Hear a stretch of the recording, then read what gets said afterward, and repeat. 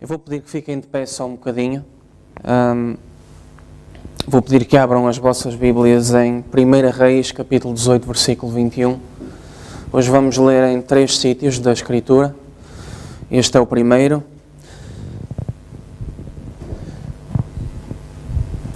Vou pedir que o façam rapidamente para podermos entrar rapidamente naquilo que eu acredito que Deus tem para nos falar hoje. Antes vamos fazer uma palavra, antes vamos orar um pouco. Primeiro, creio que os avisos já foram dados e os pedidos de oração já foram transmitidos à igreja. Eu queria transmitir também um pedido especial de oração nesta manhã. E é um pedido de oração pelo corpo de cristãos ao redor do mundo, membros da noiva, e especialmente aqueles que... oração por aqueles que nem sequer conhecemos e que possam estar a passar por um período de tentação na mensagem. Ouvimos nos anos recentes e conhecemos casos de pessoas que até abandonaram a mensagem, as quais, se Deus não tiver misericórdia delas, jamais voltarão a crer na mensagem, jamais voltarão a pregá-la. E eu queria deixar também uma lembrar essas pessoas, para que as recordemos em oração hoje. Vamos então ler em 1 Reis, capítulo 18, versículo 21, diz assim: Então Elias se chegou a todo o povo e disse: Até quando cochereis entre dois pensamentos? Se o Senhor é Deus, seguiu, e se Baal, seguiu. Porém, o povo não lhe respondeu nada. Amém? Esta é uma passagem na Bíblia conhecida de Elias. Elias de um lado e 400 profetas do Deus pagão Baal do outro. E houve aqui um confronto entre Deus e o seu profeta e os profetas de Baal. E Elias pôs esta questão ao povo de Israel que assistia ao debate entre eles. Queria, por favor, que inclinassem as vossas cabeças agora por um momento. Vamos orar nesta manhã e pedir a Deus que nos dirija e nos oriente em tudo. Senhor Deus, te agradecemos esta manhã o privilégio de estar aqui, porque é um privilégio. Te agradecemos por tudo o que tu fizeste por nós durante esta semana, porque cremos, conforme vamos ver esta manhã, que todas as coisas contribuem para o bem. Tu conheces, Pai, os pedidos de oração que foram feitos nesta manhã. Senhor, pedimos-te que atendas a cada um, porque são sinceros. Tu conheces os desejos e as necessidades de cada um dos que estão presentes aqui nesta manhã. Te peço, Senhor, que respondas igualmente a cada um, Senhor, e coloques a fé em cada um aqui presente, Senhor, de que tu ouves as orações e tu respondes às orações. Pedimos, Senhor, que abençoes a mensagem desta manhã e tudo o que vai ser falado, Senhor. Possa ela criar fé nos nossos corações, essa fé que é necessária, Senhor, fé de que tu ouves as orações e respondes às orações. Entregue-me, Senhor, a mim mesmo nas tuas mãos agora, Senhor, sabendo a responsabilidade que é estar aqui, Senhor. Sabes, Senhor, que nada será falado de errado propositadamente. Antes, o propósito é de ser guiado por Ti e ser uma ajuda também para todos os que estão aqui presentes, Senhor. E um amigo, Senhor, porque um guia, e isso é um amigo, Senhor, conforme iremos ver nesta manhã. Concede, Senhor, o que te pedimos, porque o pedimos para a tua honra e glória, no nome do Senhor Jesus Cristo. Amém. Amém. Podem sentar. Eu vou ler em mais 2 lugares da Escritura. Se quiserem, podem abrir.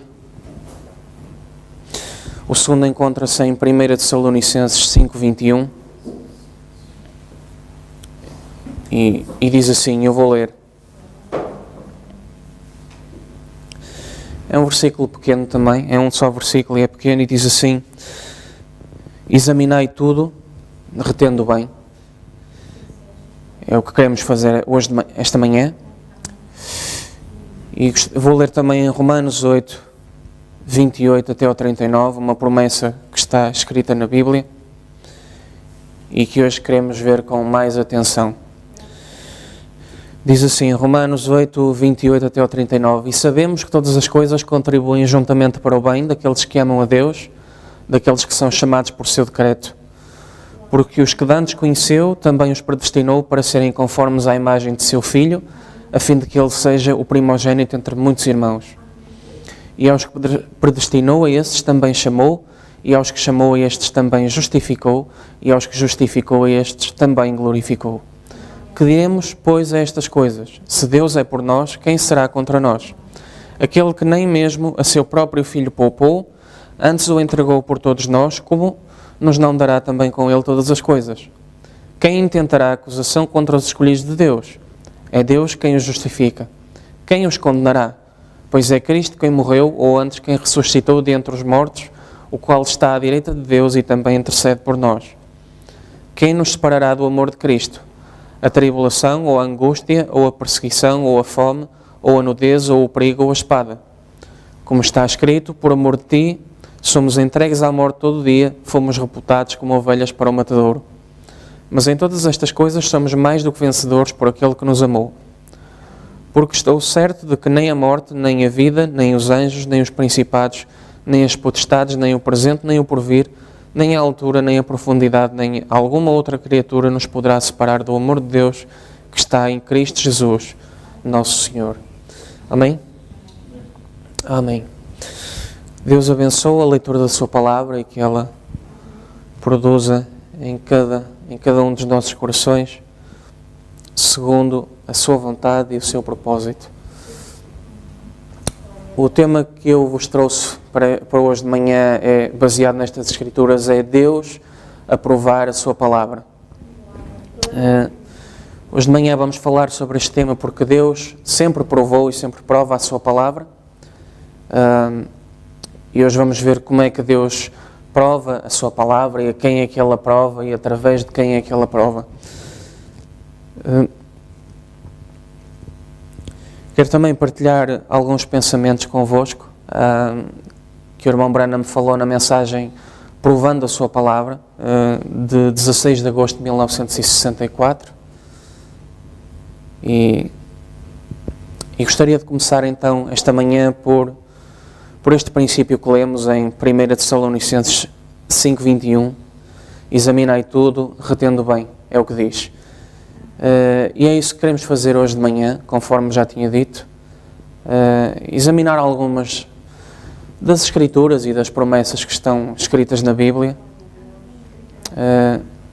e retê-las. Isto porque o irmão Branham me diz na mensagem que acabei de citar, o irmão Branham me diz, é o dever de todos nós, pois que esperamos ir para o céu quando Jesus vier. E é o dever do ministro, quando se traz qualquer pergunta, que ele resolva isso e então prove diante do povo para que entendam, porque ninguém quer ser encontrado errado, retendo o que é errado. Assim que temos uma Escritura, e Jesus disse, toda a Escritura deve-se cumprir, de que deveríamos examinar todas as coisas. E então reter firme, agarrar até à morte e não soltar, reter o bem. Amém? Elias, na primeira Escritura que lemos, colocou este mesmo desafio aos filhos de Israel. Eu lembro-me, aqui há 4 anos atrás, na altura fizemos um estudo em conjunto sobre escolhas e sobre fazer escolhas.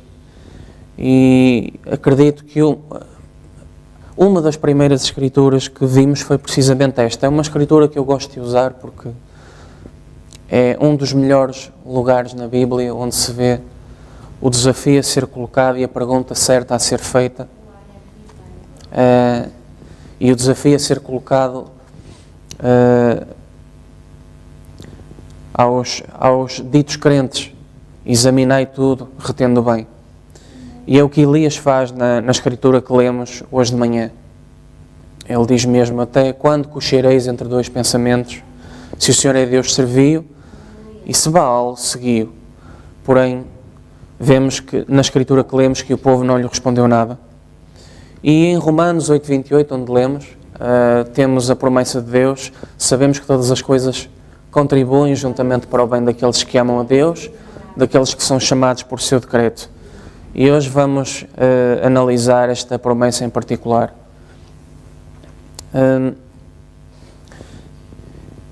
E é engraçado, esta semana, quando preparava isto, foi interessante reparar também que há 3 anos e meio atrás, quando interrompemos o estudo que estávamos a fazer, reparei esta semana que vos deixei exatamente com esta escritura. E é interessante notar que demorou precisamente 3 anos e meio para chegar agora a este ponto e pegar nessa mesma escritura onde ficamos e trazê-la hoje de manhã. Mas sabemos que todas as coisas contribuem para o bem. Então vemos nesta escritura que Paulo fala isso por experiência e fala também de como Deus nos predestinou e porque Deus nos predestinou desde antes da fundação do mundo, por isso todas as coisas contribuem para o bem. O irmão Branham me diz a esse respeito, o irmão Branham me diz no parágrafo 75 da mensagem que vos citei há pouco, encontramos lá creio que é em 1 Tessalonicenses, diz o irmão Branham a citar de memória, que ele disse: Ele nos predestinou para filhos de adoção em Jesus Cristo.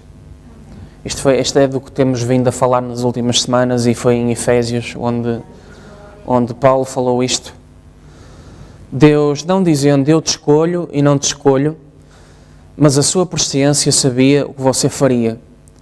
Por isso, por presciência, ele pôde colocar em ordem e ele fez tudo a operar para o bem dele e para o seu bem também. E este é um pensamento com que eu vos queria deixar esta manhã, porque é muito forte quando realmente pensamos nestas palavras e foi uma das coisas que mais me tocou esta semana, porque mostra como é que Deus fez essa escolha e essa predestinação para filhos de adoção por presciência. Presciência é ter conhecimento antecipado e conhecimento de todas as coisas. E por isso mesmo, Deus, sabendo antecipadamente aquilo que ia acontecer, de antemão preparou tudo, e aqui diz, o irmão Branham diz, ele fez tudo a operar para o bem dele e para o seu bem. E eu acho isto importante porque é muito fácil acreditar que Deus fez tudo por presciência, operar e contribuir para o bem dele. Todos os profetas da Bíblia falaram disso. Daniel, por exemplo, peço desculpa, com licença, Daniel, por exemplo, fala no seu livro de como o reino de Deus é eterno e não se pode destruir e é o único que não será destruído e permanece eternamente.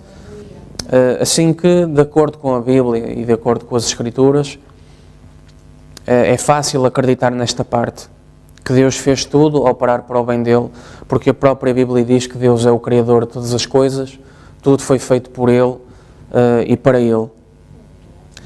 A questão é que o irmão Branham inclui aqui esta parte também, e une as duas coisas, liga as duas coisas, diz Ele fez tudo a operar para o bem dele e para o seu bem. E é algo que eu queria que retivessem hoje de manhã, porque isto é muito simples. Se a primeira parte desta afirmação está correta, e é correta, e é fácil acreditar nisso, então é fácil acreditar na outra oração que diz e para o seu bem. É fácil acreditar nesta segunda parte desta afirmação. Amém, isso é muito importante, não só neste momento presente, mas também para o futuro.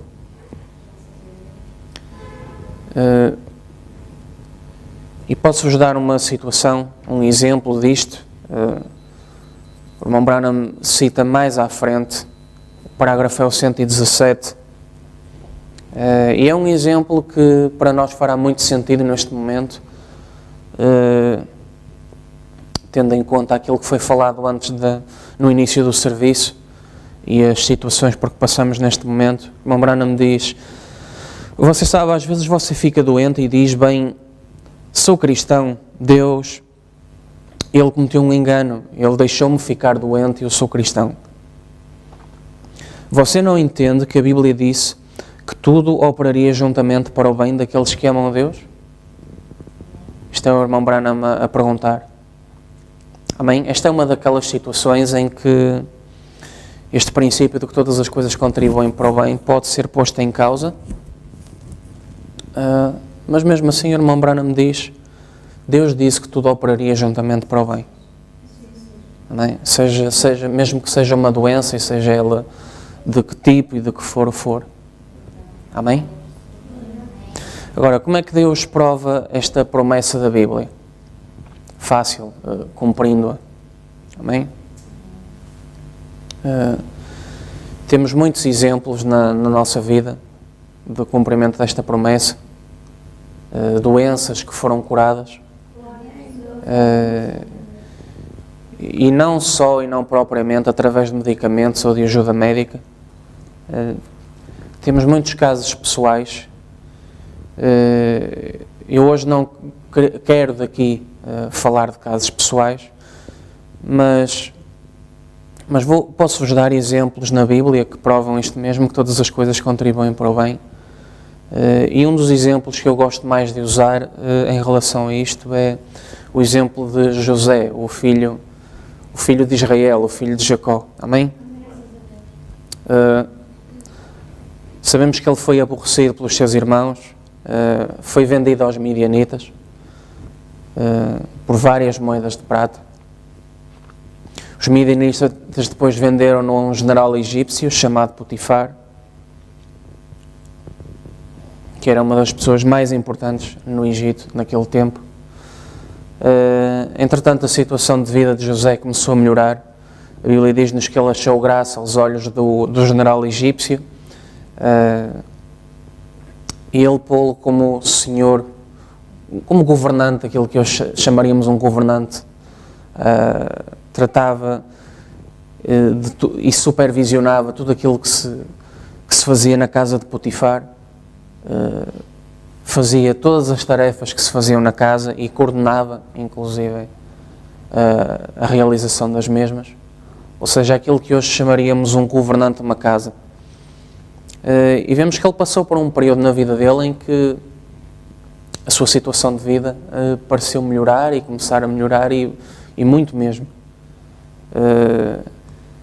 Só que entretanto vemos que houve um momento na sua vida em que ele foi preso e acusado de um ato que não cometeu. E ali ficou durante vários anos. Foram vários anos mesmo, até que finalmente Faraó o mandou chamar, tirá-lo da prisão, concedeu-lhe um perdão. Aquilo que ainda hoje vemos isso, por exemplo, no nosso país. Anualmente isso é feito pelo Presidente da República e há uma concessão de perdão.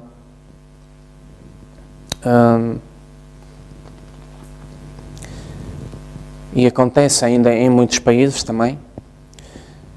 E ele então foi perdoado por Faraó, e depois vemos que ele tornou-se governador do Egito, o cargo mais importante no Egito a seguir a Faraó. Amém? Agora, a questão aqui surge, é um caso em que vemos facilmente que todas as coisas contribuíram para o bem, mas a questão pode surgir: porque é que Deus permitiu que ele fosse vendido pelos seus irmãos? Porque é que Deus permitiu que ele fosse preso injustamente?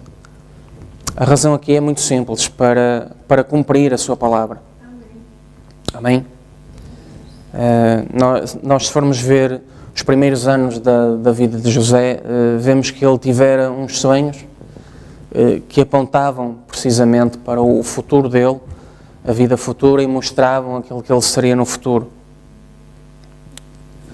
Ora, para o colocar como o homem mais poderoso no mundo a seguir a Faraó, a maneira que Deus teve de o levar ao Egito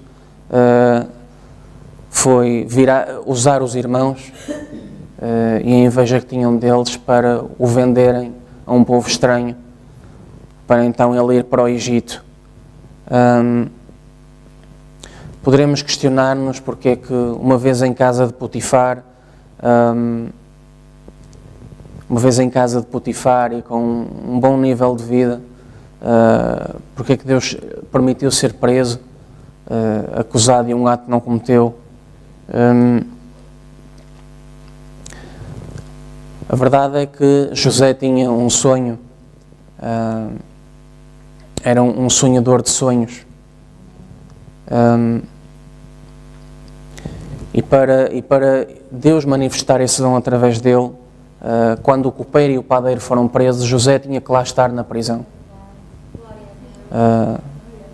para interpretar os sonhos que eles iriam sonhar e para que depois fosse dado aviso a Faraó mais tarde de que havia um homem no reino egípcio de que possuía esse dom e que poderia inclusivamente ajudar o próprio Faraó.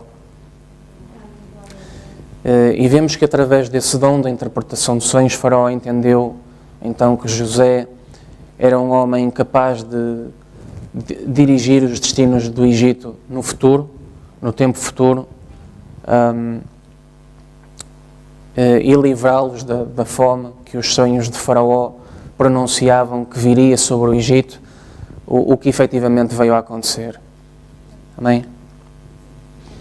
Então, tudo isto Deus fez para cumprir a palavra de Deus e o plano de Deus. E também para cumprir, inclusivamente, outras profecias e escrituras da Bíblia que ele falara antecipadamente, já desde os dias do profeta Abraão. José teve a oportunidade de dizer a respeito da sua vida e destes vários acontecimentos que lemos. Ele teve a oportunidade de dizer aos irmãos dele mais tarde, porque ele reencontrou-se com eles no Egito, anos mais tarde, e deu-se a conhecer a eles. Eles pensavam que ele estava morto. Ele, entretanto, revelou a sua verdadeira identidade e deu-se a conhecer a eles, para que vissem que ele não estava morto, estava vivo, e não só estava vivo, mas era o governador do Egito.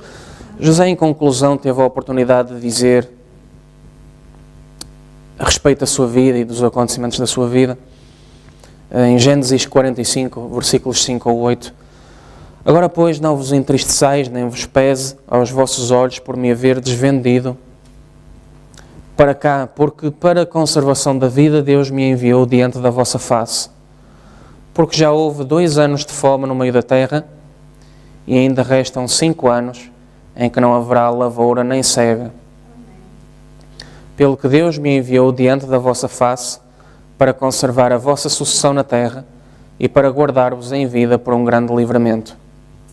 Assim não fostes vós que me enviastes para cá, senão Deus, que me tem posto por pai de Faraó e por senhor de toda a sua casa e como regente em toda a terra do Egito.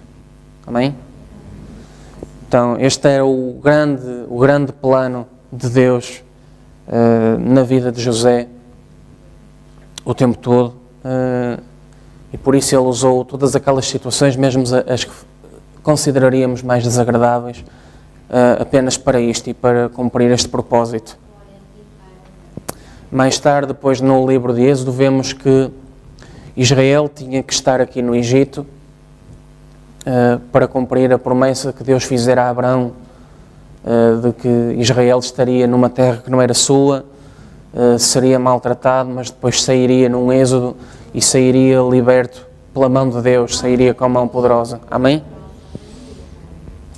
De maneira que todas as coisas contribuem então para o bem.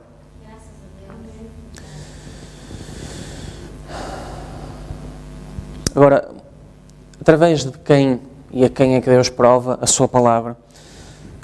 O irmão Branham diz na mesma mensagem, agora no parágrafo 120, diz: Note, é através de seus crentes que Ele prova a sua palavra, como acabamos de ver neste exemplo. Ele pode somente provar a sua palavra, não através de incrédulos, é apenas através de crentes que Ele pode provar a sua palavra.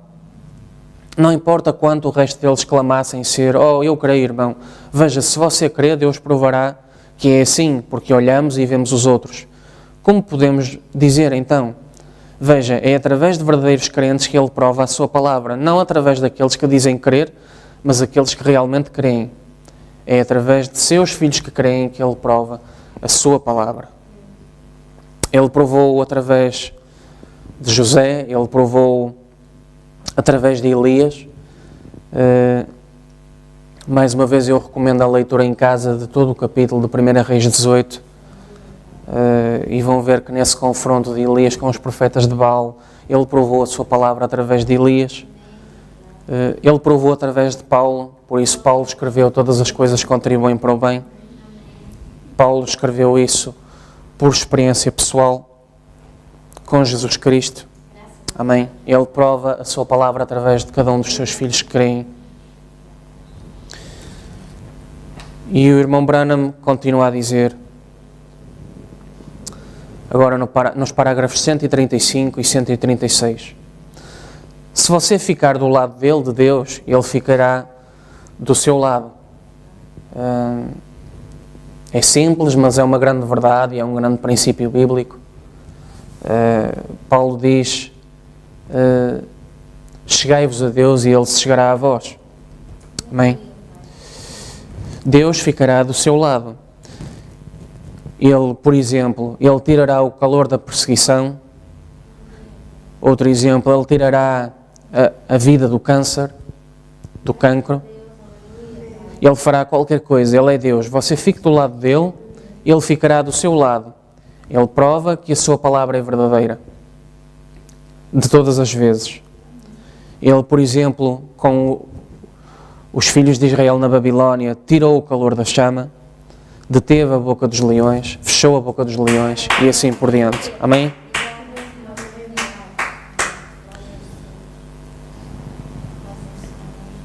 Todas as coisas contribuem para o bem. Eu gostaria apenas de deixar-vos também mais algumas escrituras para que pensem sobre elas, se são corretas ou não,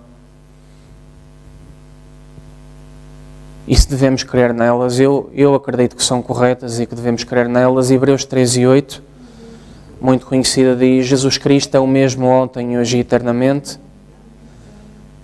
Mateus 28:20 diz, e eis que eu estou convosco todos os dias até à consumação dos séculos.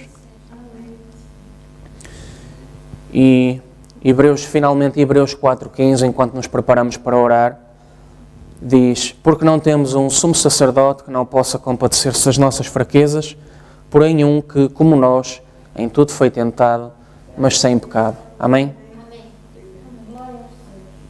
Agora, enquanto nos preparamos para orar, quero só deixar-vos um último pensamento do irmão Branham na mensagem.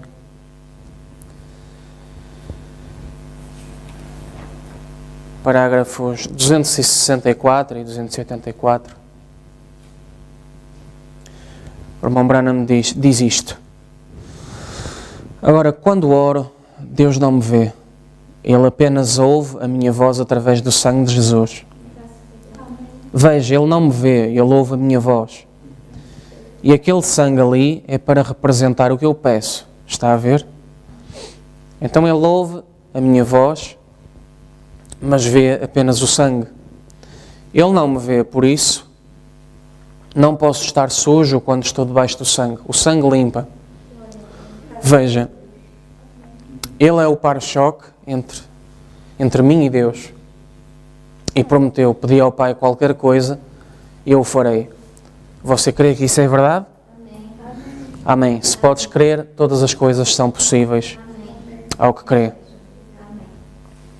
Eu quis deixar este último pensamento convosco, agora enquanto vamos orar, para que meditem sobre ele também, porque acho que mostra muito bem como é que as coisas funcionam com Deus e a diferença entre orar a Deus e receber e orar a Deus e não receber. O irmão Branham é bem claro, e a Bíblia diz isso também, que Deus, aquilo para o que Deus olha é para Jesus Cristo. E o sacrifício que foi feito no Calvário há 2000 anos atrás. E o sangue de Jesus Cristo. E que uma vez debaixo do sangue é isso que Ele vê. É só isso que Ele vê. E a única coisa que Ele ouve é a nossa voz. Então vemos que Deus prometeu: pedi ao Pai qualquer coisa e eu o farei, pedi em meu nome. Todas as coisas são possíveis ao que crê. E acho que é fácil perceber por estas palavras que estas promessas são verdade e que este facto é verdade. Agora em oração, enquanto vamos orar, eu queria então que pensassem em tudo aquilo que são desejos vossos, coisas que têm necessidade, e orassem sinceramente. E creiam, acima de tudo creiam que Deus ouve as orações e que Deus responde aos vossos pedidos. Acredito que tudo o que foi falado esta manhã, as escrituras que foram lidas, as citações dos pensamentos do irmão Branham, creio que são suficientes para vos dar fé, e a fé é dom de Deus, para vos dar fé para crer nestas coisas, para crer naquilo que foi falado e para crer naquilo que foi dito, de que Deus ouve e responde às orações. Há pedidos aqui nesta manhã. Eu vou chamar o irmão Paulo para orar, para encerrar em oração. Amém? Que Deus vos abençoe no nome do Senhor Jesus Cristo. Amém? Vamos orar.